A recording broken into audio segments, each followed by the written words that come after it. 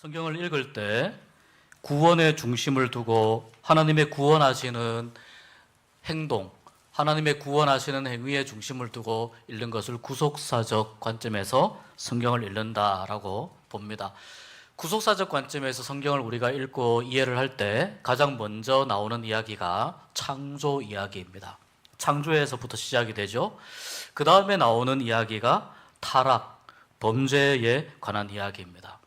타락에 관한 이야기를 할 때 일반적으로 우리가 알고 있는 이야기는 아담과 하와가 하나님이 금지하신 선악과를 따먹었습니다 라고 하는 이 내용으로 이 범죄, 인간의 타락에 관한 이야기를 하고 그리고 지나갑니다. 우리가 오늘 창세기 3장 말씀을 읽었습니다만 오늘 말씀을 보면 이 대화체로 계속해서 이어져 가는 것을 봅니다. 만약에 타락에 대해서 타락에 초점을 맞출 때 선악과를 먹은 그 행위에 초점을 맞춘다면 굳이 이렇게 길게 기록을 할 필요가 있을까? 이 내용을 이렇게 기록을 할 필요가 있을까? 그런 생각이 듭니다. 그래서 오늘 우리가 말씀을 읽으면서 조금 더 이 타락에 관한 부분들을 조금 더 깊이 생각하는 시간이 되었으면 좋겠습니다. 여러분, 우리가 마음속에 두고 살아가는 것들 중에 나쁜 것은 빨리 우리가 지워버리기를 원합니다. 잊어버리기를 원합니다. 나쁜 것을 자꾸 안에 두게 되면 마음에 병이 생기기 때문에 그렇습니다. 좋은 기억들, 또 좋은 생각들을 마음속에 두고 살아야 우리의 마음도 밝아지고 즐거워지는데 인간이라면 특별히 그리스도인으로서 살아가는 사람이라면 반드시 고민하고 또 생각하고 또 정리하고 지나가야 될 부분이 있습니다. 그것이 무엇이냐? 죄란 무엇인가 하는 것입니다. 죄란 무엇인가? 이 죄의 문제를 어떻게 해결할 것인가? 이것은 하나님께도 매우 큰 고민이 되었던 일이기 때문에, 문제이기 때문에 우리도 역시 하나님께서 하신 그 일들을 바라보면서 이 죄란 무엇이고 어떻게 이것을 해결하고 이것을 어떻게 이 문제를 극복하고 넘어갈 수 있을까? 여기에 대해서 신앙적인 그 정리가 잘 되어 있어야 됩니다. 일반적으로 죄를 이야기할 때 하마르티아라는 말을 씁니다. 하마르티아. 그 말은요, 화살을 쏘았는데 이 화살이 관역, 표적을 벗어난다는 것을 의미합니다.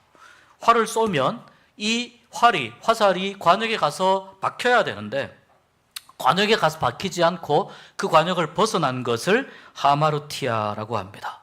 목표를 이루지 못하는 것, 실수하는 것, 이런 의미들이 포함해서 하마르티아라는 말을 씁니다. 그러니까 관역을 정확하게 맞추지 못하고 벗어나는 것이니까 이 관점에 의하면은 옳은 방향을 향해서 나가지 못하는 것이라고 볼 수 있습니다. 옳은 방향을 향해서 나아가지 못하는 그 과정이 무엇이냐? 죄라고 볼 수 있다고 이해할 수 있습니다.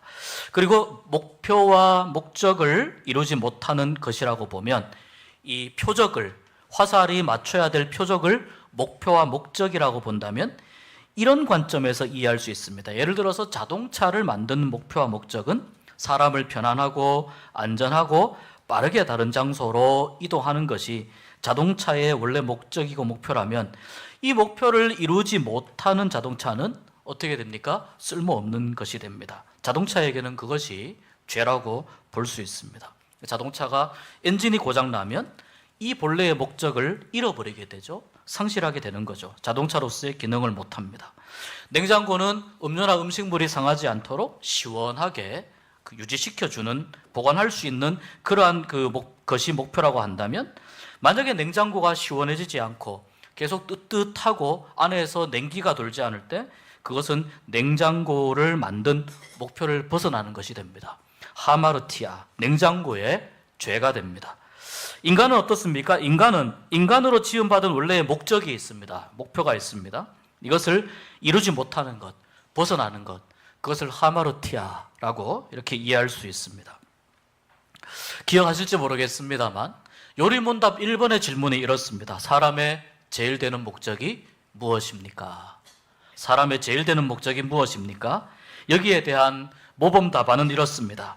사람의 제일 되는 목적은 하나님을 영화롭게 하고 영원토록 그를 즐거워하는 것입니다. 이 목적대로 하나님이 사람을 지으셨다는 겁니다. 하나님을 영화롭게 하고 영원토록 그를 즐거워하는 것. 왜냐? 하나님 없는 세상은 상상할 수 없기 때문에, 하나님을 즐거워하지 않는 세상에 진정한 즐거움과 참된 기쁨과 행복이 있습니까? 존재하지 않기 때문입니다. 반면에 요리문답 14번에 죄란 무엇입니까? 라는 질문이 나옵니다. 죄란 무엇입니까? 또 모범 답안은 이렇습니다.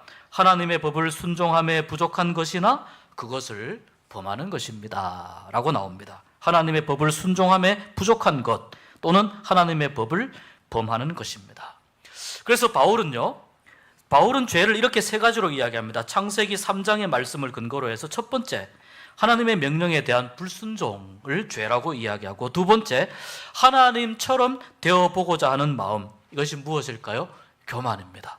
교만과 불신앙의 모습, 이것을 두 번째 죄라고 하고요. 세 번째는 육신적인 욕심, 인간의 욕심, 이것을 바울이 이야기하는 세 가지 죄로 이해할 수 있습니다. 그래서 바울에게 있어서 죄는 하나님과 원수가 되는 것입니다. 또 하나님께 대항하는 것, 불순종이 하나님께 대항하는 것이고 교만이 하나님께 대항하는 것이기 때문에 이것이 바울에게 있어서 죄라고 볼 수 있습니다.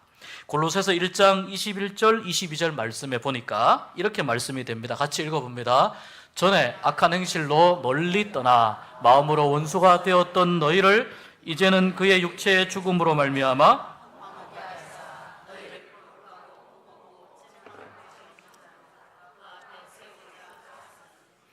21절에 보니까 악한 행실로 멀리 떠나 마음으로 원수가 되었던 너희를, 하나님과 원수가 되는 것, 이것이 바울이 이야기하는 죄입니다.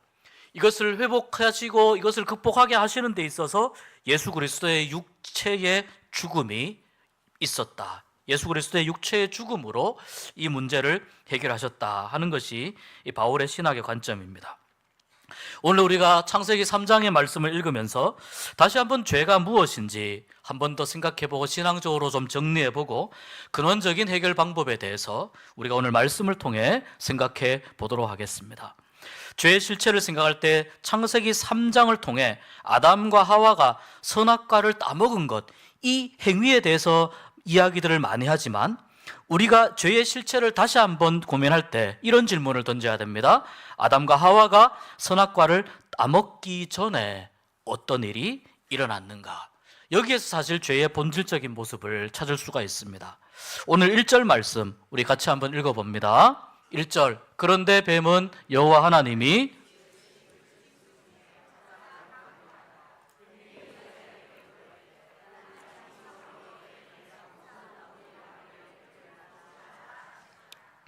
뱀의 특성에 대해서 먼저 성경이 설명을 하고요. 그리고 나서 뱀이 지금 여자에게 하와에게 질문을 하는데요. 참으로 그렇더냐? 참으로 틀림이 없느냐라고 질문합니다. 참으로 너희에게 동산 모든 나무의 열매를 먹지 말라고 하시더냐? 하나님이 이렇게 말씀하신 적이 없죠. 동산 모든 나무의 열매를 하나님이 먹어도 괜찮다라고 말씀하셨죠. 그러니까 이 참으로 틀림없느냐라고 물으면서 그것이 사실이냐, 그것이 사실이 아니냐라고 하는 부분에 대해서 의심을 가지도록 뉘앙스를 주고 있는 것입니다. 하나님은 먹지 말라고 말씀하셨는데 뱀은 하나님이 결론 내리신 일에 대해서 다시 질문합니다. 물론 모든 동산의 나무 열매를 먹지 말라고 하신 적이 없어요. 그런데 이것이 마치 하나님이 말씀하신 것처럼 이야기하면서 이 하나님의 말씀에 다른 생각이 들어갈 여지를 남겨놓으면서 지금 뱀이 미혹하고 있습니다. 동산 모든 나무의 열매를 먹지 말라고 하나님은 그렇게 말씀하시지 않았습니다. 모든 열매를 먹되 오직 선악을 알게 하는 나무의 열매만 먹지 말라고 하셨기 때문에 뱀의 이 질문은 인간으로 하여금 다른 생각을 가지게끔 만드는 하나의 장치라고 볼 수 있습니다. 하나님의 말씀에 자기 생각을 넣는 것입니다. 이것이 의심입니다. 하나님의 말씀에 자기 생각을 넣는 것입니다. 뱀이 이렇게 물으니까 하와가 2절 3절에서 이렇게 대답합니다. 같이 읽어봅니다. 여자가 뱀에게 말하되 동산 나무의 열매를 우리가 먹을 수 있으나 동산 중앙에 있는 나무의 열매는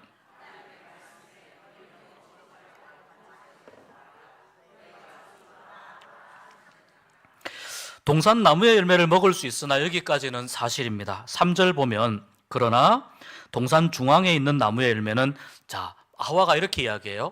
하나님의 말씀에 보세요. 너희는 먹지도 말고 만지지도 말라. 너희가 죽을까 하노라. 두 가지 애매한 부분이 있습니다. 하와가 하나님의 말씀에라고 하지만 하나님은 하와가 이야기한 것처럼 말씀하신 적이 없습니다. 첫 번째는 먹지도 말고 만지지도 말라, 이 부분입니다. 만지지도 말라 이렇게 말씀하신 적이 없어요. 두 번째는 너희가 죽을까 하노라. 너희가 죽을까 하노라. 하나님이 어떻게 말씀하셨는지 창세기 2장 16절 17절 말씀을 통해서 확인해 보겠습니다. 같이 여호와 하나님이 그 사람에게 명하여 이르시되 동산 각종 나무의 열매는 내가 임의로 먹되 선악을 알게 하는 나무의 열매는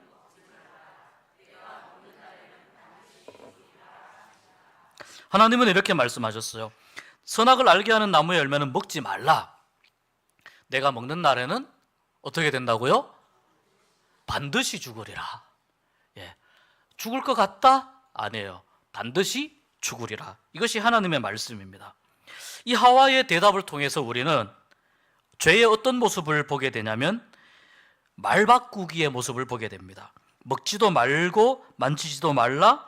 너희가 죽을까 하노라 이렇게 말씀하시지 않았다는 거예요. 그런데 하와는 그렇게 이야기하면서 하나님이 하신 말씀에 자기의 생각을 집어넣어서 말을 바꾸고 있습니다. 말을 바꾸면서 뭐라고 하느냐? 하나님이 이렇게 말씀하셨다라고 뱀에게 대답합니다. 뱀이 4절 5절에서 하와에게 이렇게 이야기합니다. 같이 읽어봅니다. 뱀이 여자에게 이르되 너희가 결코 죽지 아니하리라.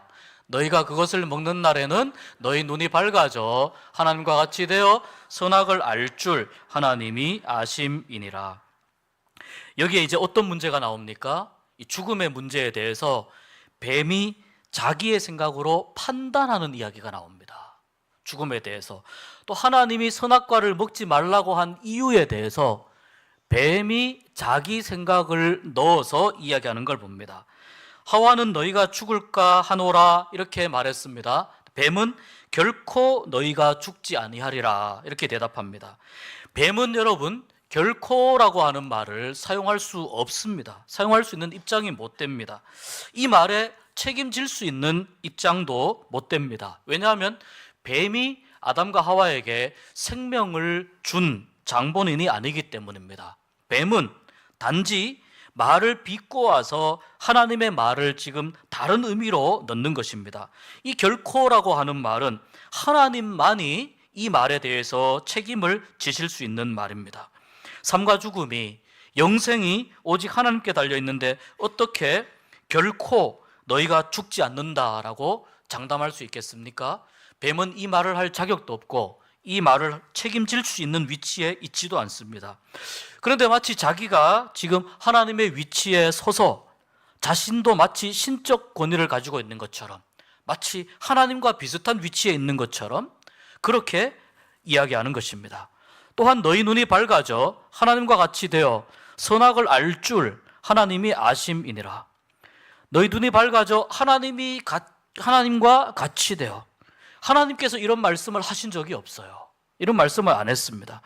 그런데 마치 하나님이 말씀하지 않은 것을 뱀이 내가 하나님의 마음을 읽고 있는 것처럼 하나님의 마음은 이렇다라고 자기의 생각을 집어넣어서 이야기하는 것입니다.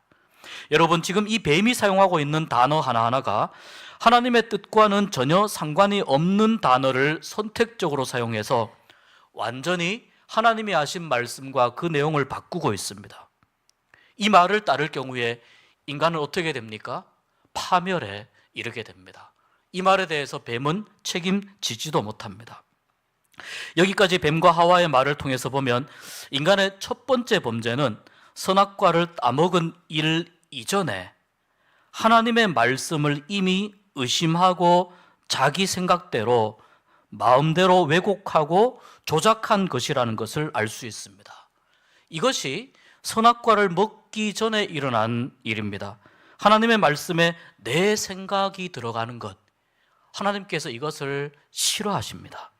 하나님의 말씀을 있는 그대로 받아들이지 않고 교만하여 다른 관점을 가지고 내 마음대로 해석하고 짜집기하고 틀고 변형하는 것이 하나님의 말씀에 대한 범죄가 되는 것입니다. 여러분, 열왕기하 5장에 보면, 열왕기하 5장 11절에 보면 나만 장군이 이렇게 이야기합니다. 내 생각에는 이라고 이야기합니다. 우리 같이 한번 읽어봅시다. 나만이 노하여 물러가며 이르되 내 생각에는 그가 내게로 나와서서 그의 하나님 여호와의 이름을 부르고 그의 손을 그 부위 위에 흔들어 나병을 고칠까 하였도다.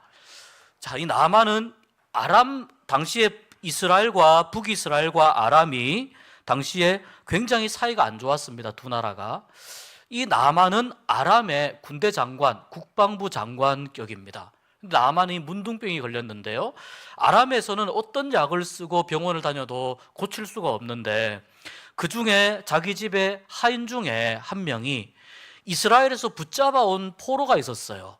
뭐라고 이야기하냐면 우리나라 북이스라엘에 가면 거기 하나님의 선지자가 있는데 그 사람이 당신의 병을 고쳐줄 수 있습니다. 그래서 나만이 그 말을 듣고 북이스라엘로 국경을 넘어 건너갑니다.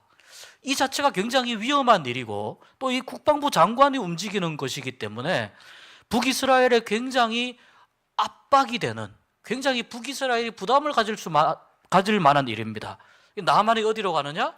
하나님의 선지자 엘리사가 있는 집으로 가는 거죠. 가서 나만이 왔다, 아람의 군대 장관 나만이 왔다. 그러면 이 엘리사가 버선발로 나와가지고 아이고 오셨습니까? 어른 오셨습니까? 얼른 오십시오. 그리고 막 맞아드리고 음식도 차려서 대접하고 제가 어떻게 한번 이 병의 징후를 보겠습니다 이러면서 지극정성으로 돌봐줄 거라고 했는데 그렇게 생각을 했어요, 나만이. 그런데 그 엘리사 집 앞에 갔는데 엘리사가 문도 안 열어보고 자기 사환을 통해서 시키면서 그 요단강 있는데 요단강에 가서 7번 들어갔다 나왔다 7번 그렇게 하라고 직접 나와서 말도 하지 않고 이렇게 자기 그 사환을 시켜서 시키는 겁니다. 그 말을 듣는 순간 나만의 마음속에 분노가 일어납니다. 굉장히 창피하고 기분도 나쁘고 어색하고 불편하고 화가 치밀어 오르고. 그래서 여러분, 우리가 열왕기하 5장 11절 방금 읽었잖아요. 그런 상황에서 나만이 어떻게 됩니까? 노하여 물러가며 이르되 내 생각에는, 자, 자기의 생각을 넣는 거예요. 내 생각에는 내가 여기까지 찾아왔으면 엘리사가 버선발로 나와서 나에게 와서 서서 그의 하나님 여호와의 이름을 부르고 그의 손을 내 부위 위에 흔들고, 이것이 그래도 정성 들인 치료법이라고 생각했을 겁니다. 이렇게 해서 나를 고칠 거라고 생각했는데 내 생각과 내 기대는 그랬는데 아니 콧방귀도 안 끼고 쳐다보지도 않고 문 안에서 그 요단강 가가지고 들어갔다 나왔다 7번 하라니, 이게 도대체 나를 이렇게 홀대해도 나를 무시해도 이렇게 무시할 수 있는 것이냐, 이렇게 나만이 생각하는 거예요. 당시에 나아만은 하나님을 모르는 사람이죠. 하나님을 모르는 사람이기 때문에 아마도 하나님이 말씀하신 건지 그런 거에 대해서 정확히 이해를 못했을 겁니다. 하나님의 말씀에 자기의 생각을 얹어서 대등한 것처럼 말합니다. 그런데 그것이 잘못된 것인지 모릅니다. 나아만은 하나님을 모르는 사람이니까 그렇습니다. 그러나 여러분, 하나님의 말씀에 자기의 생각을 가지고 하나님의 말씀을 내 생각으로 판단하고 재단하는 잘못을 나만이 지금 저지르고 있다는 것입니다. 이 생각에 관해서 우리는 사탄이 우리에게 항상 호시탐탐 노리고 있다는 것을 기억을 해야 됩니다. 사탄은 우리에게 다른 생각을 불어넣는 존재입니다. 가룟 유다에게 사탄이 다른 생각을 불어넣어서 가룟 유다가 예수님을 팔게끔 만들었는데, 요한복음 13장 2절 말씀 우리가 함께 읽어보겠습니다. 마귀가 벌써 시몬의 아들 가룟 유다의 마음에 예수를 팔려는 생각을 넣었더라. 누가 넣었다고요? 마귀가 가룟 유다의 마음에 예수를 팔려는 생각을 집어넣은 거예요.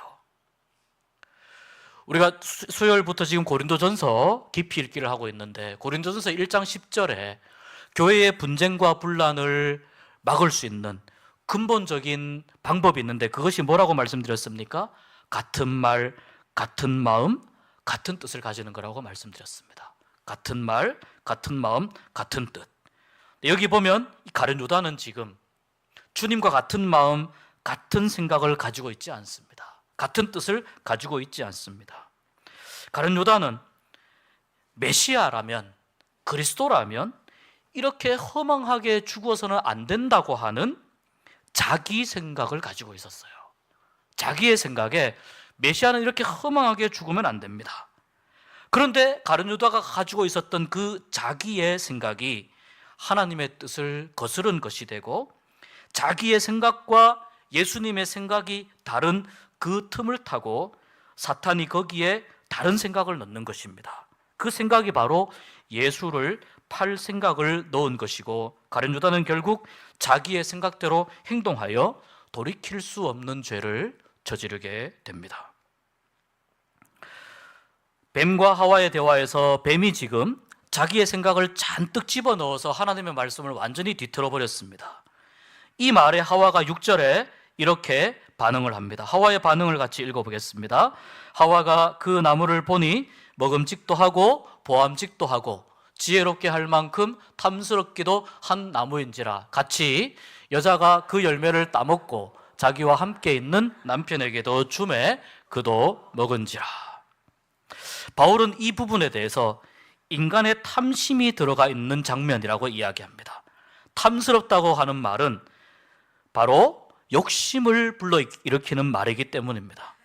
선악과는 이 아담과 하와가 처음 지어졌을 때와 똑같은 모양을 가지고 동산 중앙에 있지만, 선악과는 그대로 있지만 그날따라, 유난히 그날따라 뱀의 말을 듣고 보니 갑자기 선악과가 막 맛있게 보이는 거예요.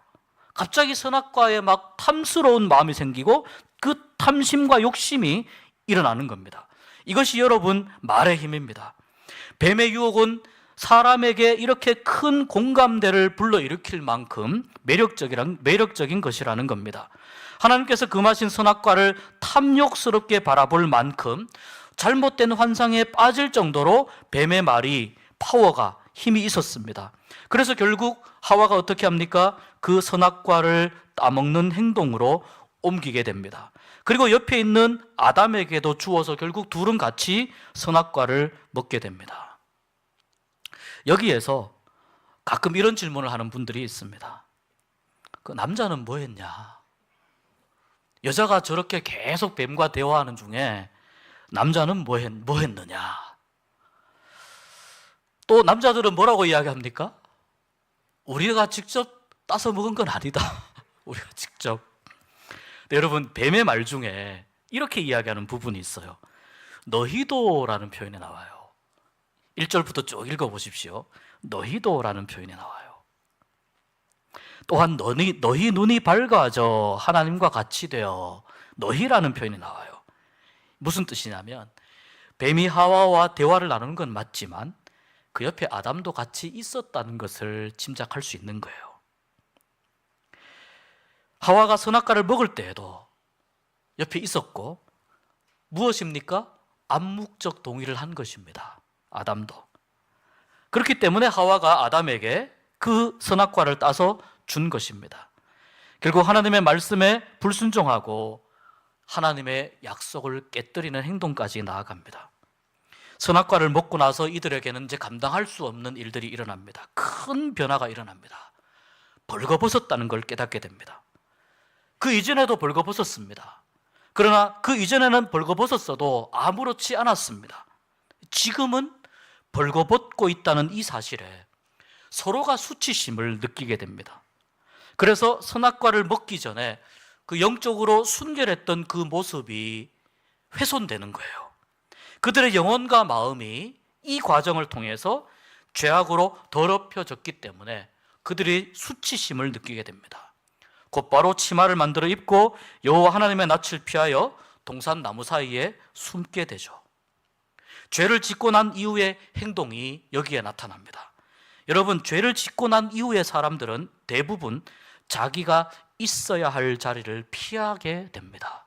내가 마땅히 있어야 할 자리, 내가 마땅히 해야 될 일 피하게 됩니다. 그 자리를 벗어나서 하나님의 눈을 피하려고 합니다. 하나님의 눈을 피해서 숨으려고 합니다. 이것이 죄를 짓고 난 이후에 죄의 영향을 받은 사람에게서 나타나는 공통적인 현상입니다. 하나님께서 그들을 찾아오셔서 묻습니다. 아담은 어떻게 합니까? 하와에게 책임을 떠넘깁니다. 핑계를 댑니다. 하와는 뱀에게 책임을 떠넘기고 자기는 마치 책임이 없는 것처럼 이야기합니다. 이 과정 속에서 하나님과의 관계가 완전히 깨어집니다. 이것이 죄의 결과입니다. 하나님의 관계가 완전히 깨어지고 아담과 하와 사이의 신뢰 관계도 깨어지게 됩니다. 그 순간을, 짧은 순간을 모면하고 빠져나가기 위해서 계속해서 핑계를 대고 책임 전가하는 모습을 우리가 아담과 하와에게서 볼 수 있는 것입니다. 결국 에덴 동산에서 쫓겨나게 되고 우리가 오늘 읽은 말씀 후반부에 나와 있는 것처럼 뱀과 하와와 아담 모두 형벌을 받게 되고 또한 땅과 자연도 엉겅퀴를 대는 등 자연 모두도 죄의 결과로 망가지게 됩니다. 창조의 은총을 누리지 못하고 남자와 여자의 역할이 나누어지게 되고 고통을 경험해야 되고 땀 흘려야 살 수 있고 또 출산의 고통을 겪게 되고 남편과 아내 사이에 또 생겨나는 그러한 관계의 복잡한 부분들, 거기에 더해서 죽음을 맞이할 수밖에 없는 운명으로 이 죄의 결과가 심각한 결과로 나타나게 됩니다. 보통 인류 최초의 범죄를 우리가 선악과 사건이라고 알고 있습니다. 그러나 제가 창세기 3장의 말씀을 계속 읽고 묵상하면서 창세기 3장을 보니까 이미 선악과를 따먹기 전에 하나님의 말씀에 대한 태도가 이미 그들은 잘못된 태도가 시작이 되었습니다. 자기 마음대로 해석하고 끼워 맞추고 없는 내용을 집어넣어서 원래 하나님이 하신 말씀을 왜곡하는 죄를 저지르고 있다는 것을 깨닫게 됩니다. 목회하면서 저는 말의 위력과 말의 힘과 말이 주는 영향이 얼마나 강력한지 경험하고 있습니다. 그런데 창세기 3장의 말씀을 오랜 시간 묵상하면서 이미 뱀과 하와의 대화 속에서 자기 생각과 말로 하나님을 거역하는 죄를 짓고 있음을 보게 되면서 하나님께서 우리에게 죄의 본질에 대해서, 죄의 기원에 대해서, 죄의 문제에 대해서 가장 강력하게 이야기하고 싶어 하시는 죄의 모습이 바로 말에 있다는 것을 깨닫게 됩니다. 이 창세기 3장에서 일어난 하나님의 말씀에 대한 불신과 의심과 자기 생각을 섞어 넣는 이 일들은 그 이후에 계속해서 사람들에게서 발견할 수 있는, 사람들에게서도 볼 수 있는 모습입니다. 의심하게 되고 불신하게 되고 교만하게 되고 짜집기를 하고 말을 바꾸고 진실을 호도하고 거짓말하고 유혹하고 완전히 다른 관점에서 바라보게 하고 약속을 깨뜨리고 불순종하고 도망가게 만들고 핑계를 대고 책임지지 않게 만들고 신뢰관계가 깨어지게 만들고 이 모든 죄의 모습들이 바로 말에서 시작된다는 것을 알 수 있습니다. 우리는 무수히 많은 말을 하고 많은 말을 들으면서 살아갑니다. 우리가 하는 말 중에 얼마나 많은 말들이 사실을 왜곡하고 진실을 비틀고 한두 말이나 단어를 넣어서 뉘앙스를 바꾸어서 나의 입장에 유리하게 이야기하는 말들이 얼마나 많이 있습니까? 우리가 듣는 말들 중에 얼마나 많은 말들이 진실과 멀어져 있고 자기의 생각을 넣어서 잘못된 생각과 판단을 하도록 유혹하는 말들이 얼마나 많이 있습니까? 내가 듣고 하는 말들이 과연 하나님이 기뻐하시고 인정하시는 말들인가? 아니면 나와 함께하는 하나님의 사람을 실족하게 만들고 그의 영혼을 상처 입히고 그의 삶이 하나님께로 다가가지 못하도록 오히려 내가 걸림돌이 되는 그러한 말들을 하고 있는가? 우리가 오늘 창세기 3장을 통해서 다시 한번 생각해 보기를 원합니다. 내가 하는 말들이 과연 하나님의 말씀인가? 아니면 사람의 생각 혹은 사탄이 불어넣어준 생각이 포함되어서 다른 사람을 무너뜨리는, 다른 사람을 죄짓게 만드는 말들인가? 이것을 분별하지 않으면 여러분, 우리는 하나님을 아버지라 부르면서도 예수님을 주여 주여라고 하면서도 우리는 계속해서 잘못된 길을 갈 수밖에 없습니다. 말이 그만큼 무섭고 무겁고 힘이 있기 때문에 그렇습니다. 죄의 기원은 하나님의 말씀을 의심하게 만드는 것입니다. 이 의심에 믿음의 균열이 생깁니다. 믿음의 틈이 생깁니다. 그리고 사탄은 그 틈을 타서 우리로 하여금 더 큰 죄 가운데로 나가도록 계속해서 유혹하고 우리를 계속해서 시험합니다. 사탄이 예수님에게 찾아와서 시험할 때 한번 보십시오. 사탄이 성경의 말씀을 인용하면서 예수님을 시험했습니다. 예수님을 시험한 것처럼 사탄은 우리에게도 성경의 말씀인 것처럼 하나님의 뜻인 것처럼 속삭이면서 잘못된 판단을 하도록 유혹합니다. 이것을 끊어내지 못하면 우리는 계속해서 죄의 수렁에서 빠져나오지 못하게 됩니다. 어떻게 해야 우리가 이 죄의 근본, 죄의 본질적인 문제를 알면서 어떻게 해야 우리가 이 수렁에서 벗어날 수 있습니까?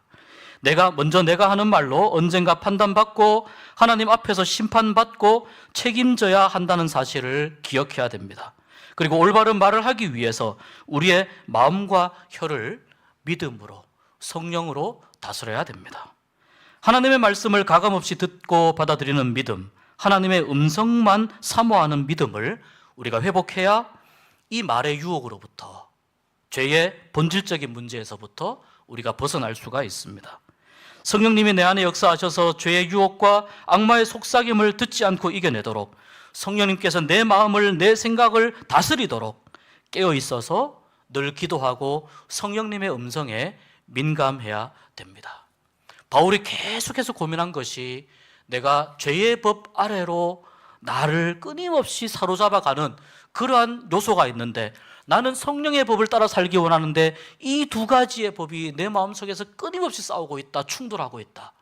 그렇게 성령 충만했던 바울조차도 그렇게 고백하고 있는데 오늘 우리야 더 말한들 무엇하겠습니까? 모든 사람이 다 겪고 있는, 모든 사람들이 겪을 수밖에 없는 이 땅을 살아가면서 잘못된 유혹, 악마의 속삭임, 이러한 잘못된 생각과 유혹을 가질 수밖에 없도록 우리는 끊임없이 유혹을 받습니다. 그것을 오직 이길 수 있는 유일한 방법은 성령님이 나를 다스리시는 방법밖에 없습니다.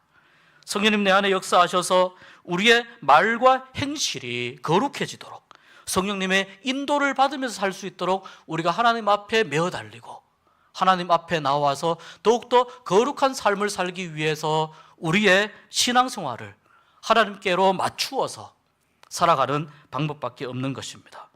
그래서 여러분, 우리에게는 예배가 중요하고 말씀을 읽는 시간이 중요하고 기도하는 시간이 중요합니다. 기도의 자리가 중요합니다. 경건훈련의 필요성이 바로 여기에서 나오는 것입니다. 왜 경건훈련을 해야 되는가? 왜 우리가 거룩하기 위해서 애써야 되는가?